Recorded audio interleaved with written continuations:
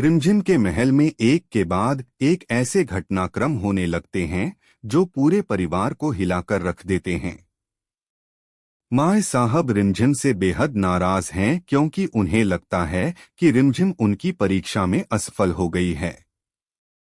दूसरी तरफ समीर और रिमझिम के बीच दूरियां कम होने लगती हैं जब रिमझिम को एहसास होता है कि उसकी बीमारी के दौरान समीर ने उसकी कितनी परवाह की थी। लेकिन तभी महल में एक बड़ा हादसा हो जाता है।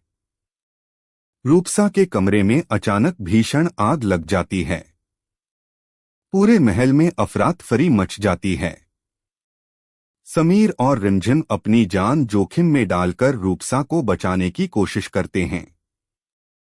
किसी तरह रूपसा को बाहर निकाल लिया जाता है, लेकिन इस हादसे के बाद सबके मन में एक ही सवाल उठता है कि आखिर आग लगी कैसे। जांच के दौरान कमरे से परी का खिलौना और एक लाइटर मिलता है। बस फिर क्या था, पूरे महल का शक परी पर चला जाता है। चंचल और रूपसा दावा करती हैं कि उन्होंने परी को कमरे के पास देखा था। परी अचानक गायब भी हो जाती है, जिससे सबका शक और गहरा जाता है। दादी साहब और परिवार के बाकी लोग मान लेते हैं कि परी ने गुस्से में आकर आग लगाई है। लेकिन रिमझिम को इस बात पर यकीन नहीं होता। वह खुलकर परी का पक्ष लेती है और कहती है कि बिना सबूत किसी मासूम बच्ची को दोषी नहीं ठहराया जा सकता। मामला तब और गंभीर हो जाता है जब पुलिस महल पहुंच जाती है। रूपसा पुलिस से मांग करती है कि परी को गिरफ्तार किया जाए, लेकिन रिमझिम अपनी सूझबूझ से ऐसे सवाल पूछती है कि रूपसा के आरोप कमजोर पड़ जाते हैं। पुलिस भी मान लेती है कि अभी तक कोई ठोस सबूत नहीं मिला है।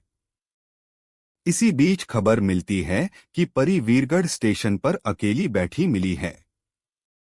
उसे वापस महल लाया जाता है। सभी उससे सच उगलवाने की कोशिश करते हैं, लेकिन डरी समी परी कुछ नहीं बोलती। रूपसा उसे सजा देने की बात करती है, मगर रिमझिम मजबूती से उसके सामने खड़ी हो जाती है और ऐलान करती है कि जब तक परी का दोष साबित नहीं हो जाता, कोई भी उसे सजा नहीं देगा। अब रिमझिम ने ठान लिया है कि वह असली गुनहगार को ढूंढ कर रहेगी। आखिर आग किसने लगाई? क्या परी सचमुच बेगुनाह है?